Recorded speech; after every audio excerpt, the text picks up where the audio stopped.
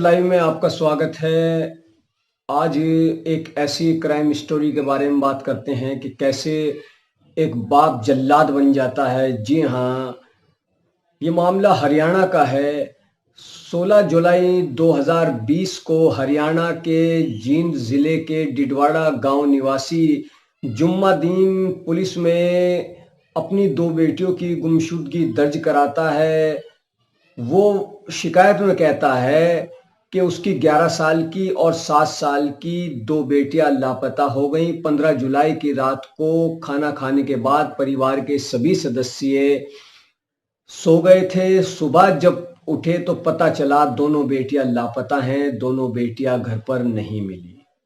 Police तफ्तीश में जुट जाती है और 17 जुलाई को गांव से करीब 7 किलोमीटर दूर एक नहर से एक बच्ची की लाश बरामद होती है जिसकी उम्र करीब 7 साल। पुलिस शिनाख्त के लिए जुम्मा दीन को बुलाती है। शिनाख्त होती है वो उसी की बच्ची थी। उसके बाद 20 जुलाई को उसी नहर से जुम्मा दीन की बड़ी बेटी की लाश बरामद होती है। अब इस मामले में पुलिस भी चकरा जाती है कि आखिर ये क्या मैटर है, और पुलिस इस मामले की छानबीन में बहुत गहराई से जुड़ जाती है। पता करने की कोशिश करती है कि आखिर ऐसा कैसे हुआ कि दो बच्चियां रात को घर में सोईं और सुबह उठी तो वो घर पर नहीं थी, और फिर उनकी लाश नहर से बरामद होती है। पहले छोटी बच्ची की लाश मिलती है, फिर बड़ी बच्ची की लाश बरामद होती है। पुलिस अपनी जांच जारी रखे हुई थी। उधर गांव वालों को कुछ गांव वालों को इस मामले में जुम्मा दीन पर ही शक था। दरअसल इसकी वजह यह थी कि 2.5 साल पहले जुम्मा दीन की 9 महीने की बेटी की भी अचानक मौत हो गई थी, और फिर उसके 1 साल बाद उसके दो बेटों की भी संदिग्ध हालत में मौत हुई थी। तो लोग ये सोच रहे थे कि जुम्मा दीन के 5 बच्चों की ऐसे मौत हो गई, आखिरकार ये सब क्या है? क्यों एक के बाद एक करके 5 बच्चों की मौत हो जाती है?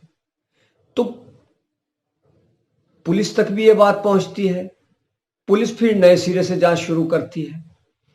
तो जांच के दायरे में खुद जुम्मा दीन भी आता है। चूंकि पुलिस उससे सख्ती से इसलिए पूछताछ नहीं करती क्योंकि उसके बच्चों का 5 बच्चों की मौत हो चुकी है, और हाल फिलहाल उसकी दो बेटियां घर से लापता हुई, उनकी लाश नहर से बरामद होती है। तो पुलिस ये भी हमदर्दी रखती है कि ऐसी हालत में इंसान बहुत गमजदा हो जाता है, और जब पुलिस उससे बहुत ही हल्के फुल्के अंदाज में वो पूछताछ भी करती है तो जुम्मा दीन कभी कुछ कहता है, कभी कुछ कहता है। तो पुलिस को लगता है कि ये बहुत गमजदा हो चुका है क्योंकि इसकी दोनों बेटियों की मौत हो चुकी है, तो शायद ये इससे कभी कुछ बोल रहा है, कभी कुछ बोल रहा है। तो इसी मामले में पुलिस जुटी रहती है। दूसरी तरफ गांव वालों से भी पुलिस संपर्क साधती है, और गांव वाले बताते हैं कि ये केवल दो बेटियों की मौत नहीं बल्कि उसके पांच पांच बच्चों की मौत हो चुकी है इन दो बेटियों को मिला करके। और किसी की मौत उसने कहा कि बीमारी से हुई, किसी की कैसे हुई, और इनके बारे में तो ये कि ये घर से गायब हो गई और फिर इनकी लाश नहर से बरामद होती है। तो कुछ लोगों को जुम्मा दीन पर शक था। इसी मामले को लेकर पंचायत बुलाई जाती है। वहां पर जुम्मा दीन से पूछताछ की जाती है कि बताओ आखिर ये सब क्या है कि क्यों तुम्हारे एक के बाद एक 5 बच्चों की मौत हुई है। तो जुम्मा दीन पहले तो इधर उधर की बात करता है। उसके बाद पुलिस को भी बुलाया जाता है और पुलिस भी उससे पूछताछ करती है। तो जुम्मा दीन जो कुछ बताता है उसे सुनने के बाद रूह कांप जाती है। जुम्मा दीन ने ही अपने 5 बच्चों को मारा था, उनकी हत्या की थी। और पहली बेटी जिसकी उम्र 9 महीने थी उसको गला घोंट कर मारा था। 1 साल बाद 2 बेटों को उसने सल्फास देकर मारा था।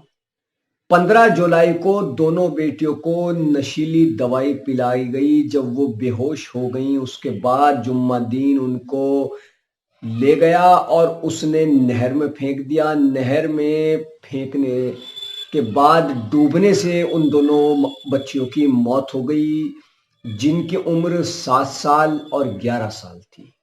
अब पुलिस उससे ये पूछताछ करती है कि आखिर तुमने ऐसा किया तो क्या, क्यों, इसकी वजह क्या रही? तो जुम्मादीन कहता है कि वो एक तांत्रिक के संपर्क में है और आर्थिक तंगी का शिकार है, और तांत्रिक के कहने पर, उसके बहकाने पर यह कदम जुम्मादीन ने उठाया कि उसने अपने 5 बच्चों की जान ले ली।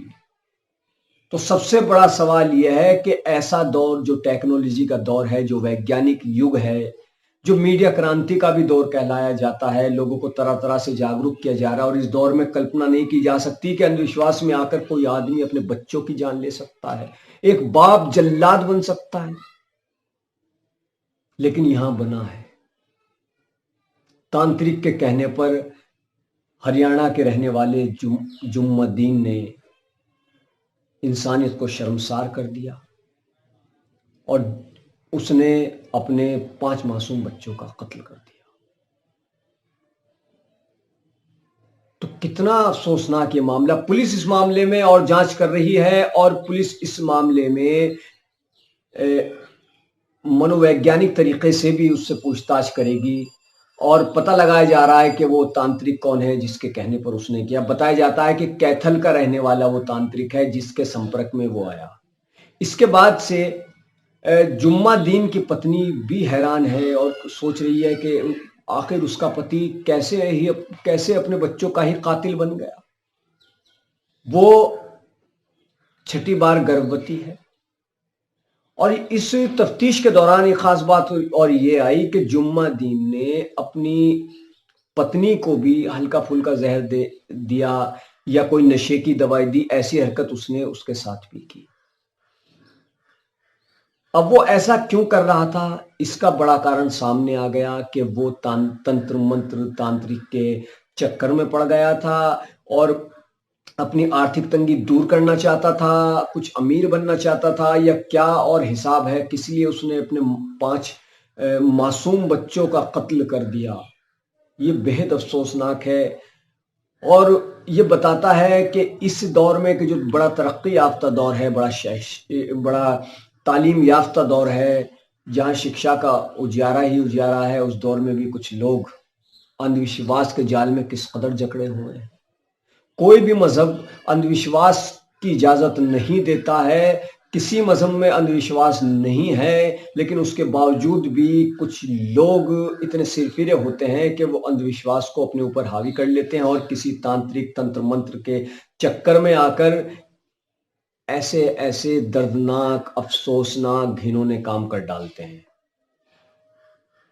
तो आज हमने आपके सामने ये कहानी रखी। कुछ लोगों ने मेल के जरिए, व्हाट्सएप के जरिए अमरोहा के बावनखेड़ी गांव में जो काफ़ी साल पहले शबनम और सलीम ने कत्लेआम किया था परिवार के लोगों का, उसकी कहानी सुनाने की बात की है कि वो मैं उसके बारे में आपको कहानी सुनाऊं। तो उसमें कुछ नया अपडेट देखता हूं, कोई नया अपडेट आता है तो मैं ज़रूर आपके सामने वो ख़तरनाक और दर्दनाक कहानी रखूंगा कि जिसने इंसानियत को शर्मसार करते हुए झकझोर कर रख दिया था। और बावनखेड़ी गांव में आज भी कोई शबनम नाम नहीं रखता। तो फिर कभी ये कहानी लेकर आपके सामने हाजिर हूँगा।